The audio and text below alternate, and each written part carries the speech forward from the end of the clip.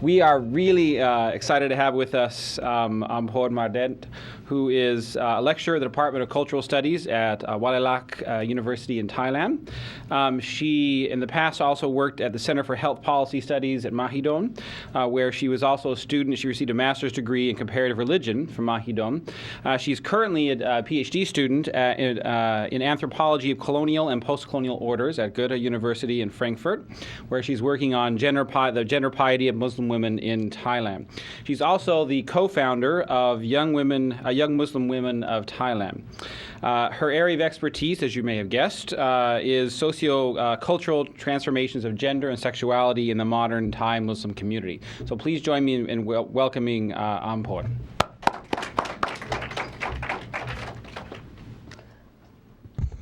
Hello, thank you. Thank you for your kind introduction. And I'm also very honored to be here with all of you at Michigan University and Amporn. Today, my talk that I'd like to share with you is Muslim women's movement in Thailand. So the question might be how I get involved with this issue. So let me introduce and allow me to first tell you about my own story. I was born in Phuket. Right now it is a tourist area. And my grandparents are Malay descendant. Many standard Malay terms have been used and mixed up with Southern Thai dialect in my daily life. Like the first one, talam, it is the tray or thad in Thai. Badan, body, rangkai. And Tuhan, the Lord, it is พระเจ้า หรือว่าเจ้านาย หรือว่า is all. And at the same time, there are also another set of Chinese terms using among us as a Phuketian, such as the term Jui, this is the ditch, or Ku in Thai. So this is the term that I like to introduce you first. Muslim in my hometown, like other parts of the country, have been called as Khak, or visitor. It is the synonymous with the term stranger. Is an ethnic category of non-Thai who have dark skin, like me, and non-Buddhist. The term has derogatory overtones. However, in my village, several villages in the upper south Thailand, we don't feel bitter if the term used among us. In fact, we use the term Khak with pride and put the original place that we come from at the end. Like what my father always said, we are Khak Amakam. Amakam is the name of my village. And actually, he come from another village from Patong, but because he moved to live with my mother's community, so he's very proud to call himself as a Khak Amakam. When I was a girl, there were only about 5 old women in the village wearing the cotton shawl, loosely wrapped the head, with the face and neck open. Women wear the shawl occasionally during formal Islamic activities, but change into talagung. So this is talagung, we also call in Thai talagung. We use this term like Malaysian and Indonesian. Talagung used during the prayer times only, but during the Hajj, I performed Hajj last 2 weeks. I also wear the talagung all around Makkah and Medina, so it is very formal. And you can see the talagung is the white round cloth and tightly frames the face and cover the head, which is almost similar to burqa, but different in terms of design and colors. I found different pattern of Islamic scarf when I visited my cousin in 1985.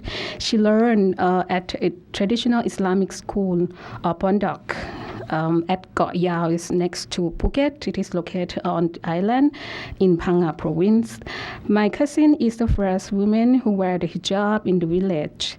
A few years later, women who performed the Hajj came back from Saudi Arabia with a new appearance by covering their heads, shoulders, and neck with Thai gorgeous.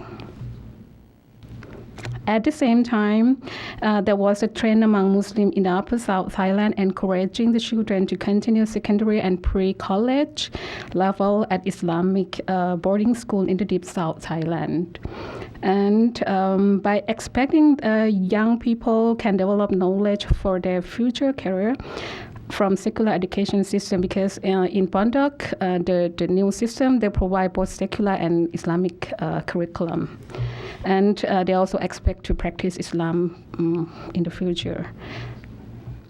People in my village and around Phuket have been inspired by new patterns of Malay, Arab, and Pakistani dress, as well as Iranian hijab style from those who judge who perform the Hajj in the Holy Land, and young Muslims who spread their studies life in Muslim area.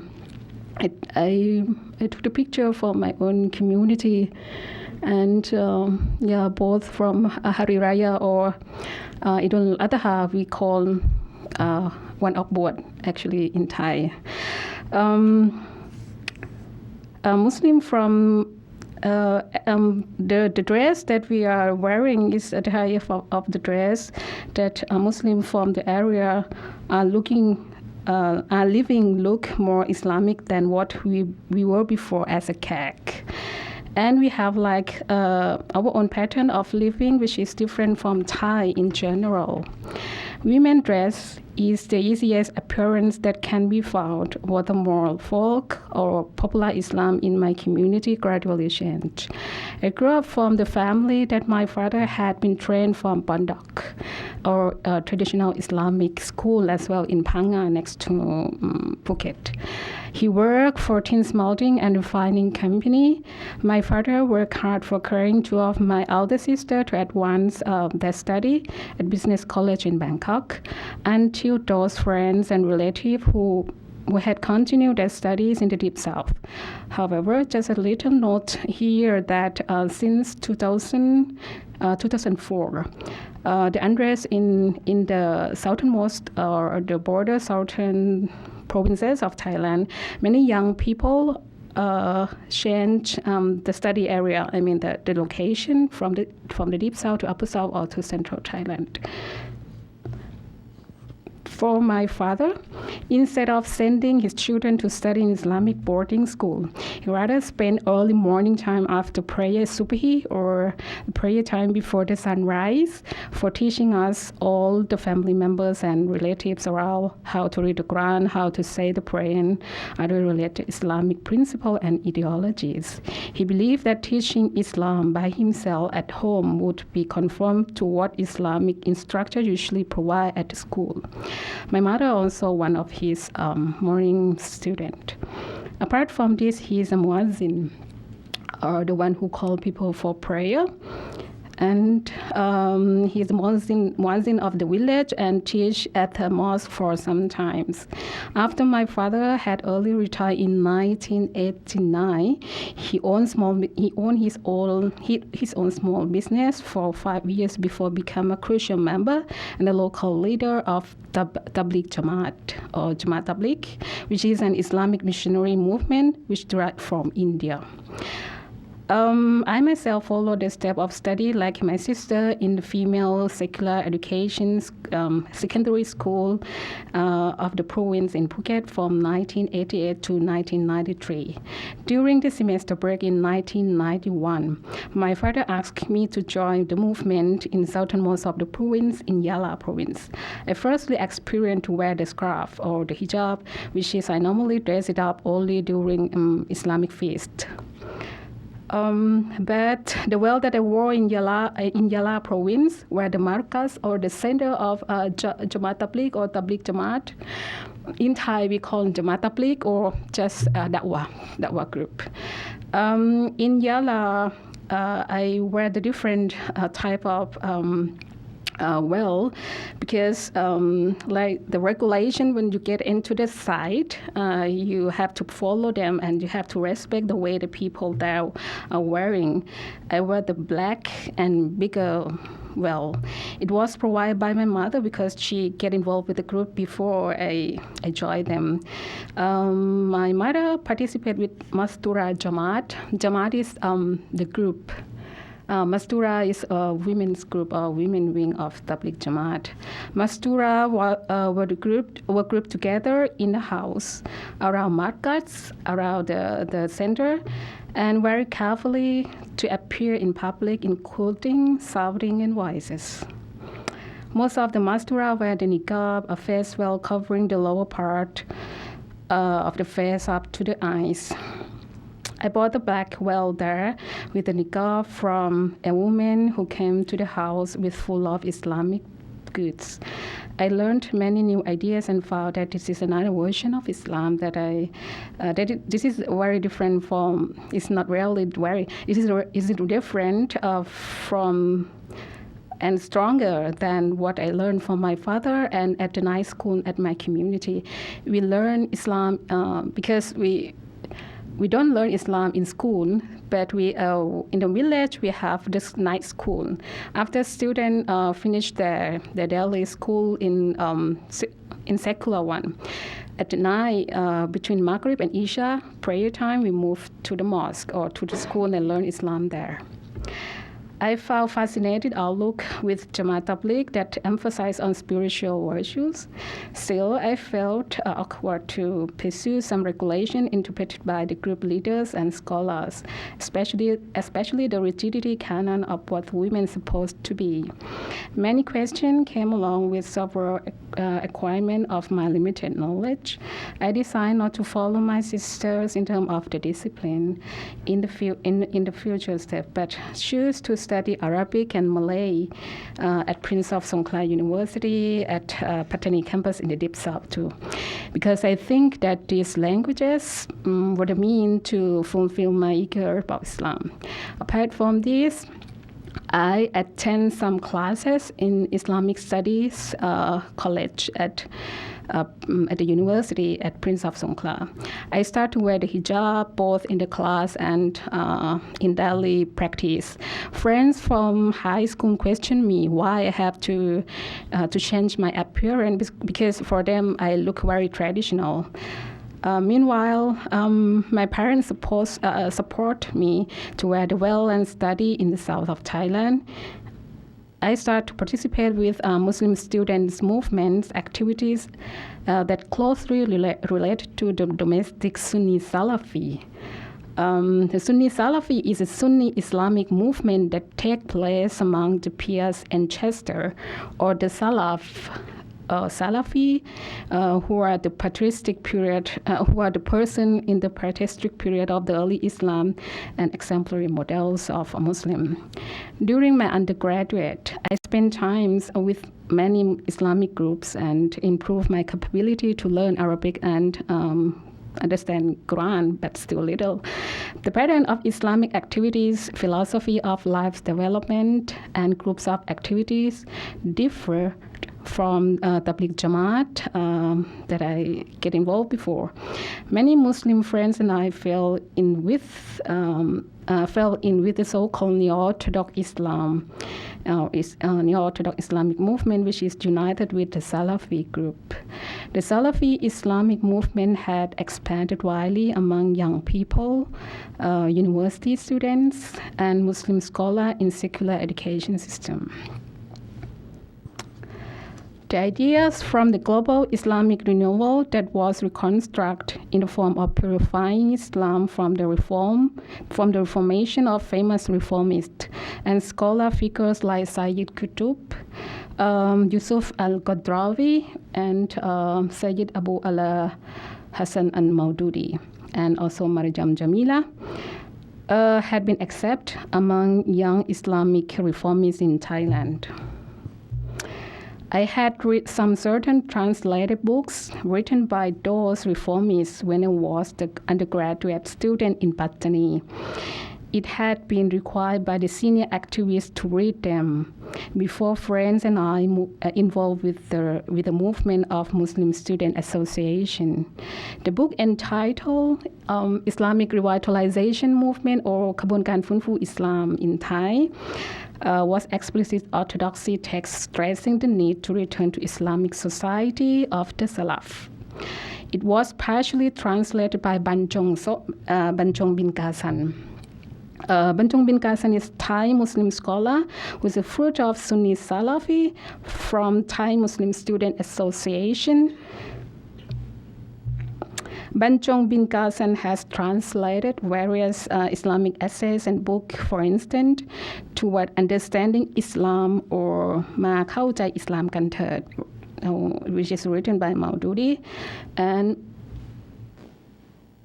this one, Milestone, written by Sayyid Qutb. In Thai, it is เส้นทางหนทางสู่หลักชัย Another version translated by Thai Muslim Student Association, the name Lak Chai Islam.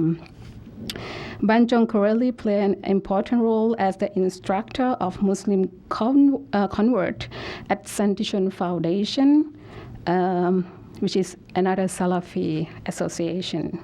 This is a long story why I get in touch with the study Islam, gender, and Muslim women's movement.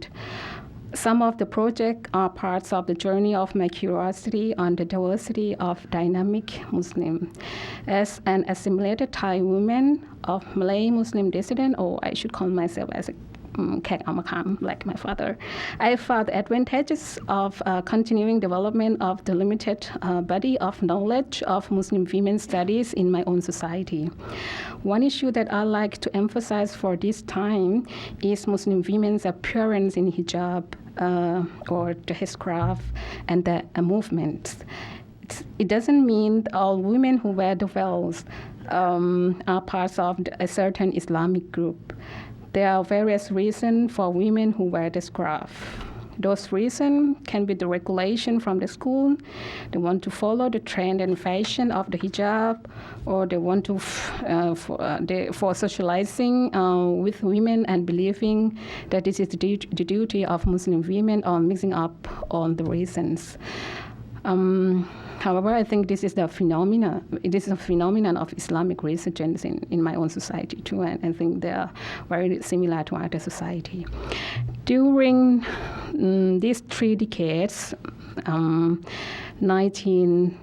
1970s until now, many new and young Islamic movements in Thailand have settled very strongly in the form of independent group, but merge in different subsets of network classified by group ideology and mission. There were organizational and university-based there were organizational and university-based that many young Muslim women activism have rooted. They try to establish autonomous body, they still depend on the religious male scholar and leaders in terms of to understand and interpret, including theology and the vision of the movement. Anyhow, women's movement in the distinct network became actively in their roles. The increasing identification of Thai Muslim women with the spirit of exploring space in public sphere eventually established the first Islamic women's movement association in Thailand, which is Muslim Women Organization of Thailand. I'm sorry, this is the name of the organization, or กลุ่มผู้หญิงไทยมุสลิม. The founder of MWOT, or Muslim Women Organization of Thailand, grew up from being activists of Thai Muslim Student Association, or GMSA, which is สมาคมนิสิตนักศึกษามุสลิมแห่งประเทศไทย from Women Wing. The organization started to work on hijab campaign and deal with Muslim politicians and intellectuals to fight for the veil during hijab crisis in the late 1980s, and especially in Yala, I'll describe it later. Before MWOT, or Muslim Women Organization of Thailand, works on this area. A situation regarding hijab demonstration firstly emerged in the south of Thailand, which is called Yala Teachers Training Incident, Yala Teachers College Incident, or เหตุการณ์ประท้วงฮิญาบยะลา. This is about the experience of young Muslim opposed the government policy and regulation and cut off certain Thai value. The call for the right to wear headscarf for female students in secular education institution from the college administrators. It led to the large number of 10,000 protesters from religious schools and brought anger to local Muslims when a member of parliament from Democrat Party against the agreement and new regulation from the Ministry of Education that allow hijab with the university student uniform. In Thailand, we use and we wear uniform during undergrads. Professor Chaiwat Sathanan, he analyzed the hijab crisis in his study based on the thesis of state and dilemma of legitimation. Thai state always regard incident in southernmost Thailand as indicative of a sensitive security problem. Before hijab demonstration took place in Yala, there was a prominent conflict between young activists and security forces in Pattani during the democratic period of Thailand in 1973 to 1976. Yeah. The protesters were also primarily students led from various universities in central Thailand. The outrage toward episode of the state violence in major Muslim area over the past 6 decades challenged Thai nation state to reach its territory. This is also pulled to strengthen the ethnic Malay Muslim resistance. The separatist movement like Pulo Pattani United Liberation Organization also take advantage from the situation. But in the detail, if you try to understand the situation, the young people also try to block them to get involved with the group, to get involved with the demonstration or the strike that taking place for 4 or 5 months in Yala. The strike in Yala finally became one of the pattern negotiated with different kinds of government agents in both idea and mean. Hijab activists were growing in the path of secular education system. Some of them have maintained to study Islam in higher degree, including strengthen their faith by performing joint Muslim student activities in each institution.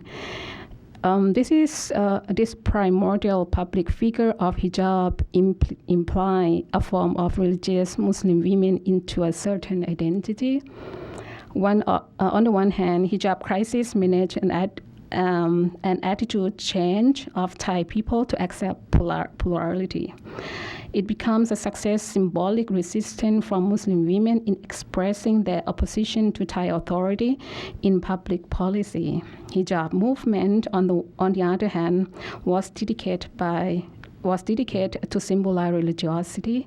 It is not only led segregation between Muslim and non-Muslim, but also even among Muslim ourselves who decide not to wear the veil are isolated from the reformist movements. It legitimized gender relation in religious power and political dedication.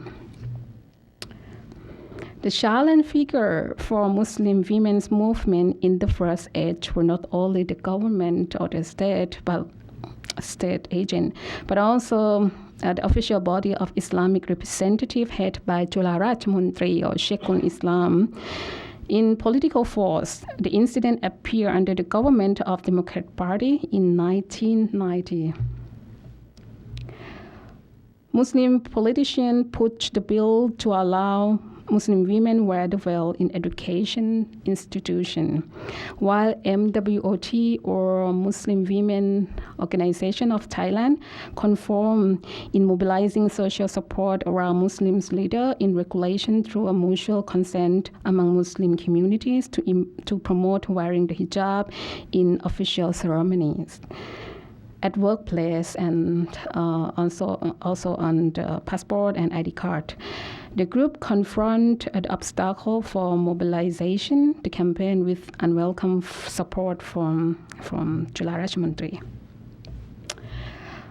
Between 1990 to 1992, MWOT, or Muslim Women Organization of Thailand, organized several forums on the issue of rights and responsibility to hijab. They take it seriously and say that this is the duty for all Muslim women to try to dress up try to wear the scarf. They try to organize the several forums all around the country, but focus on in Bangkok.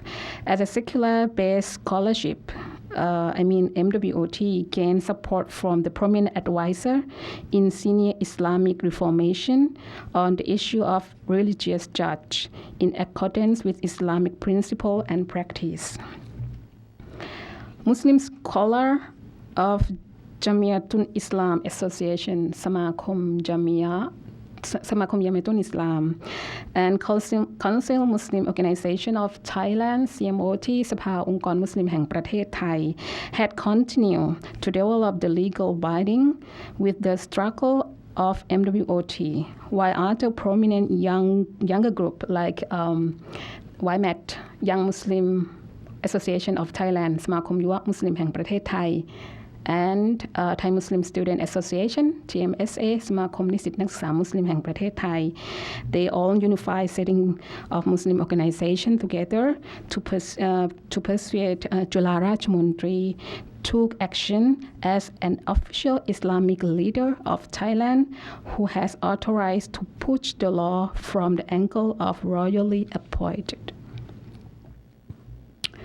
After the hijab crisis, Muslim Women Organization of Thailand, or MWOT, became National Muslim Women Group leader that had established the model of Muslim women activities in Thailand.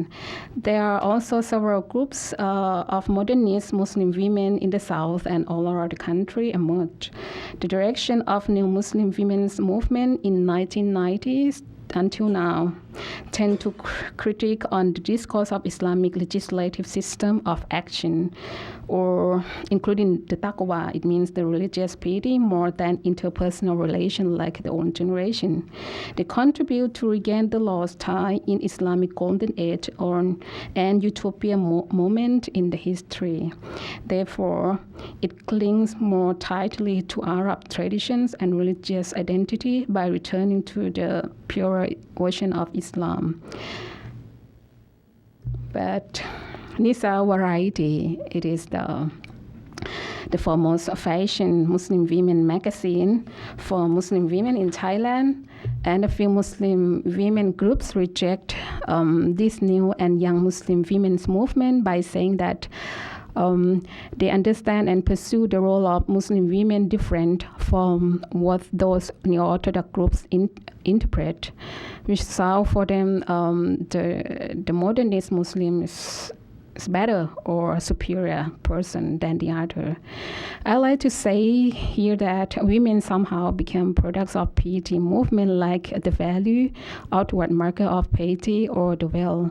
The attention of the neo-Orthodox Muslim women's movement paid on the link of global Islam and had debate on the question of Muslim women's status, role, and rights, both under the state governed by pursuing secular political system and political Islam, since women apply on gender in relation with religious identity. As Sabah Mahmood elaborated, the discourse of piety oriented toward retaining ethical sensibility and transforming self of women to create a new social and moral order, neither argue on gender equality, nor does it reinscribe traditional gender roles. Instead, it values two outward markers of piety, like the veil means for cultivating religiosity. Even though the movement does not specifically aim at politics, but it does have political implication in that effort to remark aspect of human life, such as family and education, that are under the protection of the contemporary nation state that will have political consequence. So I like to conclude here that Muslim women's relationship of Islam in Thailand are changing as consequence of a critic transformation of the status like other Muslim women's movement in Southeast Asia. Wearing or discarding the veil can be empowered and allowing women to enter big space and challenge the religious feel authorized by male ulama or religious leader. At the same time, it is a part of the creation of a certain middle class habitus. Hierarchy still exists in this term, even though the emancipatory women of gender in Islam is interpreted from women experiences. Attachment of identity, politics, and religious embody the new PS Muslim in Thailand. Islam and gender piety does not only be the sacred to grasp the spiritual frontier, but also it is a profane through the identification with effort to the sense of power and state and space. So that's all. Thank you. ขอบคุณค่ะ Thank you. That was really interesting. Lots of questions. Let me just start with one though. Can you say a bit more about? I know you were saying that the hijab demonstrations, that a lot of those were happening in Bangkok. Can you talk a bit more about the relationship between Thai Muslims in Bangkok and Muslims in the South, and how much of difference there has been traditionally over attitudes towards piety and the hijab and other things, and how much those two groups have stayed separate or come together in terms of their preferences and and what they're advocating. Okay, the relationship between the hijab demonstrator in history or in the story of Muslim scholar, they don't mention the numbers of how many Muslims get involved with the movement or with the strike. But from some document, and I asked the leader at that time, he said that it's not many. But the issue is about women, so they have to ask some leader or some women who are very eager to wear the scarf that time, get involved and speak out. Otherwise, there's no voice from women that they are really need to wear the scarf. And the relationship between those who are the scarf in the South or the demonstrator in the South with Bangkok is not quite strong. But because the issue is not about ethnic, the issue is about a religion, because the concern it is a religious issue. That time, the Islamic reformists in Bangkok is already spread out by the Indonesian refugee Ahmad Wahab, who taught Islamic reformists in Salafi way in Bangkok Noi community in Bangkok, and he has lots of followers, especially the businessman from Nana family, and this is a core and the starting point of Islamic reformists in Bangkok. At the same time, there is another group like Muslim Women Association or MWOT, who grew up from student association, from student group. They also got support in terms of knowledge from Ahmad Wahab and his follower. And they have a connection together when the situation in the South emerged. And I was thinking, so it is the time to help each other. Because right now we know it is, we need more pure Islam. Why don't we get involved with the situation? And this is one thing to bridge them together. But they're still concerned to get involved too much, because that time the separatist movement also tried to be a part of the strike. They are also concerned about it. At the same time, the young generation who are the leaders in the South also try to get rid of those representatives of Pulo or other separatist groups. The second question, what is that? Sorry? I think you got them both. Okay. So I wanted to ask about the Salafi ideology. What is their view on Sharia? Okay, they need Sharia law. They still need that, but in a way, they also concerned, they don't want Islamic State, but they still concerned that we need Sharia law. Another group who are against or reluctant to accept to have Sharia law by starting in the deep south Thailand, which is now they use Islamic inheritage law and family law. Only these laws. They just use this law, but they say that because the majority people in that area are Muslims, so why don't we why don't we raise the issue of Sharia law? And right now we have conflict situation, the unrest which is starting since 2004, and they said it is the right time to raise up the issue of Sharia. Firstly, the issue in the South is not about religion at all, it's just about the ethnic conflict. But because the incident of crusade in 2004 as well, in October, there is a document in Crusade Mosque, the old and very famous mosque in Pattani. The document about jihad, I cannot remember exactly the term or its title, but it is about jihad, and there are some 17 or 18 or 8, I'm not quite sure. They die in the mosque, and the separatist group and those ulama who support Sharia law said, okay, this is a case because they die on behalf of jihadists. So the issue of religion get involved. If you get into the debate between young scholars in the South themselves and in Bangkok among Salafi, the Salafi ulama in Bangkok have a very stronger. They're stronger in the sense to push the idea of Sharia law that should be used in the South. But people in the area themselves, they're still reluctant and have debate among them each other.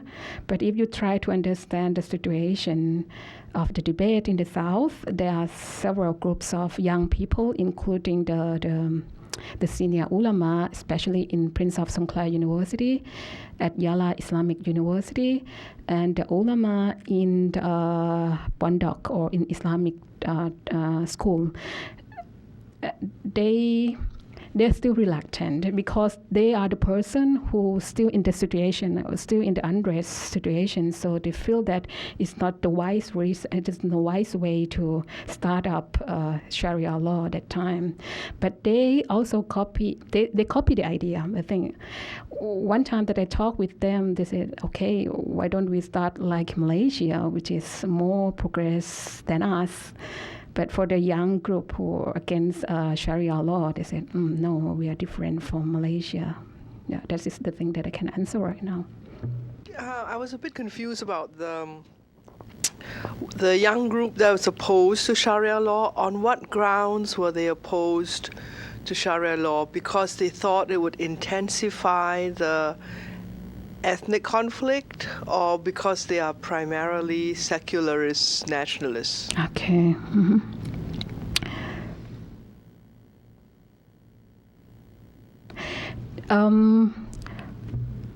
I think both. If I can say from my study, and I had a few work in Bangkok last year with a Salafi group, and I interviewed with some leaders from Salafi sides, from Salafi wings. Though one of the leader who didn't graduate in Thailand but grew up in Saudi Arabia and in Egypt, he support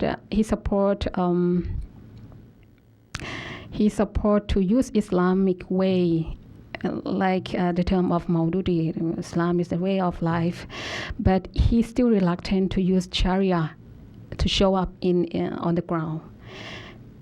Because the reason that he get back to Thailand is a political reason. the Egyptian government could kick him out from the country, and he doesn't want to say as such. But the way that he tried to talk about Islam in a very Sharia-based way, he put the term Sunnah or Salafi in front.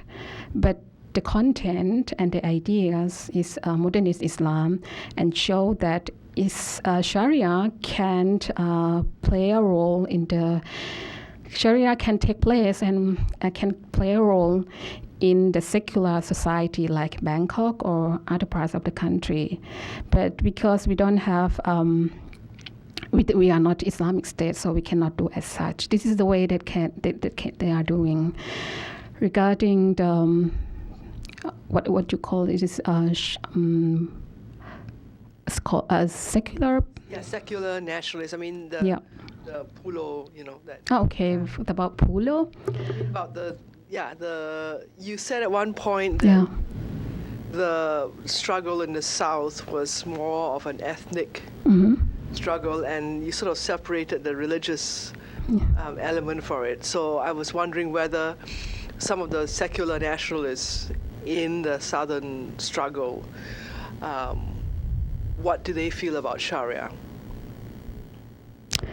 I think that I answer part of it in your answer.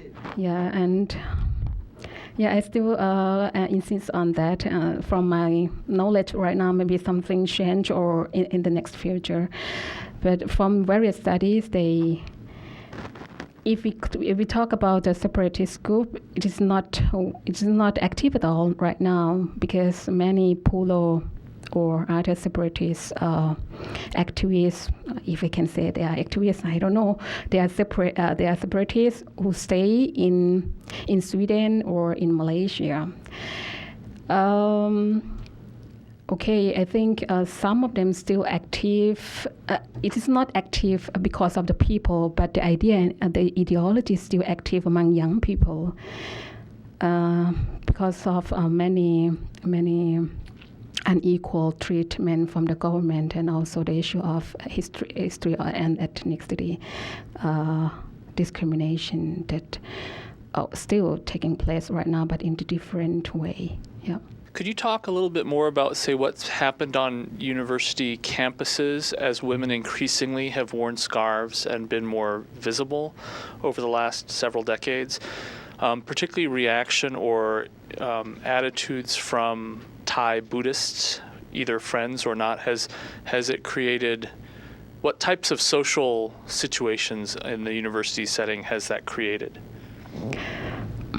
At the first stage, it is different from now. At the first level in 1980s, there's not high level of segregation between Muslim and non-Muslim students, even among Muslim, because if it's just scope on women, because they don't wear the scarf, one thing that segregate or differentiate them is the appearance.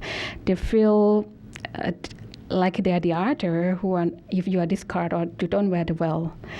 Another thing, because they try to encourage young members or the new student to study Islam and practices. Because many Muslims in Thailand don't know about Islam, especially for those who came from the non-Islamic based family and environment or background. And when you get involved with when you enter to the university, you get enrolled. And a Muslim Student Association member will take you from the student activities. Like during the prayer time, they ask the students' union to take this Muslim student to say the prayer, and for some certain activities they don't allow, like they are afraid of shirk, or it is a part of prohibition in Islam. And this is the first thing of segregation between Muslim and non-Muslim, but it's not quite in high level. But when the issue of hijab took place in that 1980, the late 1980 to 1990, I can say in 1990s, some Muslim students wear the niqab to the university after they get allowance from the government to wear the scarf. But some of them have to open the face when they have examination. Some of them still are not allowed from some professor and lecturer to get to the class, but they have their own way to negotiate, and they try to copy the form that the strike in Yala already done and success on that. And Thai administrator, education administrator, also afraid that they will get another problem, so they also try to ignore the issue and say, okay, just allow them, otherwise we get another problem, and we don't want to deal with the problem in the south. The relationship between Muslim and non-Muslim actually is not so okay. If I say from my talk, it seems like they're different. They are in the different group. But actually, when they study together, they have to do some certain activity in the class together. But just only that aspect, just only that activity. But in daily life, they separate because the food that they eat, the way that they practice in life is also totally different. And they try to get more pure Islamic version. So it's more. There's a wider gap between Muslim and non-Muslim right now, in the campus. I was wondering if you could talk about the role of class in these women's organizations, because, for example, a student group presumably might represent like a middle class kind of approach to these issues. So I'm wondering if the approach is much different between Muslim students and maybe a more rural community, and also whether students try to reach out to outside of the campus to bring in other sort of demographics. It is about, if I understand your question truly, you asked about what the role of university student activities. Mm-hmm. Is it right? I guess what would be the difference in approach to women's issues between a middle class student perspective versus maybe a more rural community? Okay. For a Muslim student, if I classify them into two groups, the neo-Salafi or the Salafi or neo-Orthodox Muslim or Modernist Muslim student based in urban area more, and they came from the middle class or middle lower class people. They group together and they try to get back to pure Islam more than the group of the students who came from rural area, because the way of living, and the way of life is more to the term. The way of living of a rural student from rural area, they still stick with popular Islam more because it is their way, and otherwise they are worried they will get another problem to back to their own community, because in many rural area we still follow Islam in a very folk way, including my own community. Though we also accept the new interpretation from the ulama, especially from those who got certificate or graduate from the Middle East, from Al-Azhar. When the student from my own village and some other villages we study abroad in Malaysia or in the Middle East, we will support them, and we hope that they will come back with their and train us about Islam. And these people finally or eventually they become a leader of Islamic ideology and interpreters, and at the same time they also try to make Islam purer than what the old generation are pursuing Islam. still in rural area, it's still difficult to spread out the pure Islam. I think because of the urban area, people have their own space more than rural area. The way of communication and get in touch together is still not very closely. I don't know much about Islam in Thailand, but I have a questions about the women, Islam women in Thai. Apparently, they have made some changes in the government, that the government allowed them to wear headscarf and everything and other things. But are you optimistic that these women, Muslim women organizations will make more bigger changes in the future? And then, what is their biggest obstacle, to gain more political power in Thai politics, government? And other question is, do they have? Is there any challenges? Is there any challenge, or are there any challenges from more like Orthodox Muslim groups, like the Tabligh Jama'ah, to this women organization? Okay, I answer the first question first. For Muslim women, as I say, I think they did something, challenge and change the situation of Islamic women's movement. They start from the point of making the relationship with ulama, with politicians, with young generation, with students.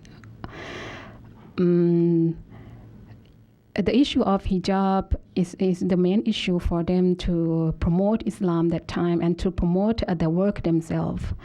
If you get back to the first activities that they try to learn about Islam, it's not about the issue of hijab. In 1982 to 1984, Muslim Women Organization of Thailand, they just talk about how to be a good Muslim. They just learn about how to be a good believer. And then the influence of Islamic revival in global level, especially the Iranian Revolution, they see the pattern. This is the real pattern that they can do as well. So they try to learn, but because we are Sunni Muslim and Iranian are Shia Muslim. Still, that time the problem regarding Shia and Sunni are not it's not a big problem, but they just learn how to mobilize the movement and how to take women into the role and get into the public area, and what can we do. What can we bring Islam in a pure version? So this is the thing that Muslim Women Organization of Thailand try to do.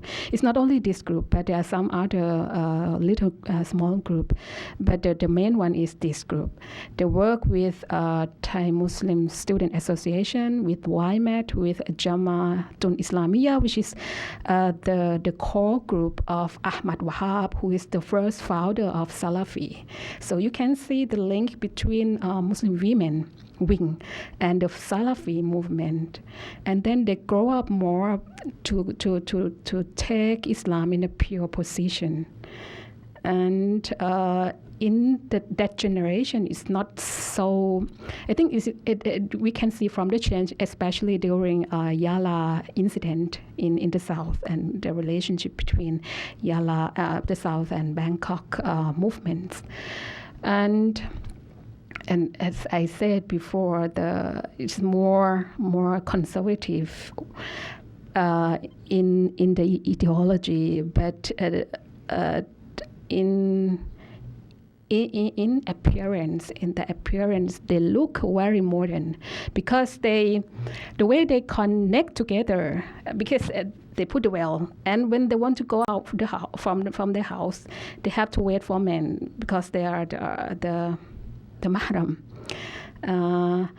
The way that they do connecting each other and plan for their activity. They chat. They have their chat room. They have their own website, and they provide the workshop through internet. And they sell their stuff, Islamic goods, to their own website, and they link their groups together with Muslim abroad, and they also have their own translated groups. Because they graduate from secular education system, some of them never know about Islam, but they get impressed because they are eager to know about more, and they're eager to know more about Islam. The way they can get involved very easily right now is internet and other media, and internet take very important role right now. For the new generation right now, especially the group that I work, that I study them, they have every week activity like the halqa or group study together. If those members cannot come to a certain place or their own center, they will have telephone conference. And they have a study group through the line, through the cable. And they always provide a summer camp. And they get the new member, the young generation from school and from the university. This is the way they try to practice and make it easier for them, because the chance for them to da'wah or to talk about Islam is limited in the way that because they wear the scarf and they wear the niqab and they wear the face veil, and they say that it is not a problem for them because now the world is very modern and they know how to use technology. This is the modern way in this sense. They said the world in our finger, so we just get in touch through the internet. This is the way that they can do, and they also learn from other international or global Muslim women's movement. Do I answer both of your question, or another question is about the challenge of Orthodox? Yep. No, it's about are you Optimistic with? Yeah, optimistic that they will gain more political power in the future? Because I think they're doing a lot of consolidation work, and then try to reach out to other Muslim women groups around the world. But do you see that they will gain more political power in time? What do you mean by political power? Will they you said that the government is a little bit reluctant to, it's a very sensitive issue. They allow certain things, but they don't allow, other things. They choose what to allow and what not, and then just to avoid maybe conflicts. So will this Muslim women organization have more influence? Look at the intra-conflict among Muslim community. They also have conflict among each other, especially for those government figure, because Jula Rajmundry or Sheikhul Islam right now still have the power and very associate closely to royal family as well as military and also the government. While the Salafi or Neo-Orthodox Muslim is the young and new movement. It's somehow, if I didn't say in this paper, the Neo-Salafi tried to set up a party in 1980s, but it fell down because the intervention or they got intervened from Jula Rajmundry office, and this the military see it is the back of Islam, so you have to get rid of them in which way, whatever. So this is the intra-conflict. That's why Salafi and the figure like Ajula Rajmondri cannot go along well together to work on Islam in Thailand because of the conflict, because of this intra-conflict. If I can answer the question, it's still difficult for women to get into the political arena or have power in that way. But if I can say the power to negotiate and to promote gender equality, it can be. But you have to look at the limited knowledge of women, because the neo-Orthodox Muslim women still rely on those modernist ulama, and the way of interpretation is still very fundamental. Though I also raised the issue of Nisa variety and some Muslim women organization, but the followers still very, very little for them. But if you look at the followers, especially the very young generation from the Salafi or Orthodox Muslim, you can see a mass of them, and they also have enough money to do many activities, and they also get support from the ulama in Salafi side. If you can read Thai or you try to learn about Islamic movement. In Thailand at night, in the mosque or in the center of Islamic studies or whatever at night, we always have forum to debate. Tonight we talk about the Shia and Sunni. We will fight on this and have a good debate among this. And they invite the Shiite ulama and Sunnis ulama and to fight each other. This is one thing that you can see is very fantastic, if I can say so.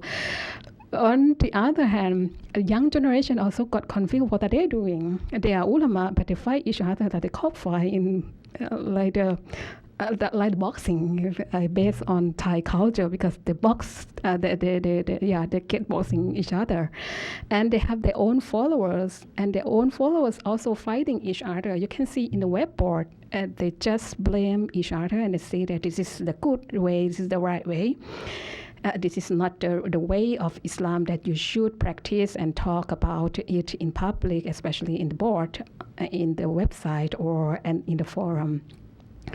But you cannot see much in the popular Muslim community, because they just, okay, I just follow the ulama, our popular ulama, our folk ulama, and folk ulama don't have okay, for the folk ulama, they don't have the problem at that aspect, because they got support from Jula Rajmondri and that agent. So this is a kind of intra-conflict, or the figure that you can see the different parties among Muslims in Thailand. Muslim women's organizations, beyond religious study, do they have other goals, like with respect to helping women, in their personal lives or their professional lives, helping to, I don't know, whether it's childcare or education, things outside of religion? Okay. I don't follow. I didn't identify this kind of activity, but for the first generation, like Muslim Women Organization (MWOT), they try to do this kind of activity outside or beyond beyond religion. But you can see from the Jula Rajmondri Women Wing, they try to do this kind of activity. Yeah, they have many projects for young people and for outside or beyond religion. Healthcare. Yeah, like healthcare, things like that. And you also can find from the new movement who are not taking side, the Salafi or the Jula Rajmondri. It just found during the unrest incident, which is called the Group of Muslim Women Friends in the South, and they helped those victims, those women who are victims of the conflict, and they have lots of activities regarding this, and they try to beat each other between Muslim and non-Muslim in that area. they also have healthcare and educate, teach Thai, and they have the program for those young people who don't know Thai well, and they teach that. And some of my friends also part of that, and that is one reason that I also try to establish a group, but it's not the real group. We just talk about it because we see the situation, and we say that if we just leave and keep silent without doing anything, so what the other choice, if people want to have alternative way to talk about Islam, but I cannot do that because I just work in academic area. I have to work together with the other group, including SNISA and Muslim Women's Forum. I'm interested in your descriptions of intra-Muslim differences or tensions. In your home village, what percentage of women would be wearing the hijab on a regular basis? What percent would be wearing veil? What percent would be wearing it just on special occasions? How does that break down in maybe your village? Okay, if I can say from my village, there are not many Muslim women wearing scarf. The picture that I show, because the pictures from the certain Islamic occasion or the ceremony, but in daily life, those who are influenced like me from Islamic resurgence, of course, we try to learn, but we don't force each other to wear or not wear the scarf. And if I can say in the statistic way, I don't like it, but I as the qualitative researcher, it's very, very little, around 4 or 5%. But for the old women who wear just wear the shawl or sometimes it's up leaf on the neck, okay, that's still quite bigger number. It's around 10%. And those who also get involved with Al-Arqam, in my community, Al-Arqam is a base, is located. Al-Arqam is another Islamic movement, and they found, okay, Phuket is the right place to promote Al-Arqam. But during that time, during the last 10 years, Malaysian government tried to get rid of, and they cannot promote very well. But still, they have school in my community, and this group is one of the active group. But the local are not getting involved much on that. They just give the land, and because they feel that, okay, right now we do something regarding Islam. Like my aunt, she said, okay, I feel happy to give the land for them because they work on Islam, though they are Al-Arqam who reject from Malaysian government. Another group is Tabligh Jamaat, which is very strong in remote area, also in urban area. Like my mother right now, she wears the burqa, but sometimes she doesn't wear it. And but the group is very, the members very limited, and young generation don't like that because it look more tradition. If you want to get involved with Islam, why don't you go with the Salafis, look more modern, because they use internet and computer, look so modern than the Tabligh Jamaat. So this is very roughly, yeah. Thank you. So I'm still trying to get at the difference between the Salafi women and the urban, educated, assimilated Muslims, and the women in the Deep South in their rural communities. So would they have very different attitudes toward polygamy, for example, or towards women in the public sphere, or towards the rights of women or lack of rights for women to divorce? So are there differences on those lines? It's not really different between the Salafi group, though they are Salafi or they are folk Islam, because the root of Islamic ideology and interpretation mostly come from the ulama of who are trained in Arab world, in South Asia, Islamic education. In in, for example, talk about polygamy. They accept the idea, but in practice, they're still reluctant.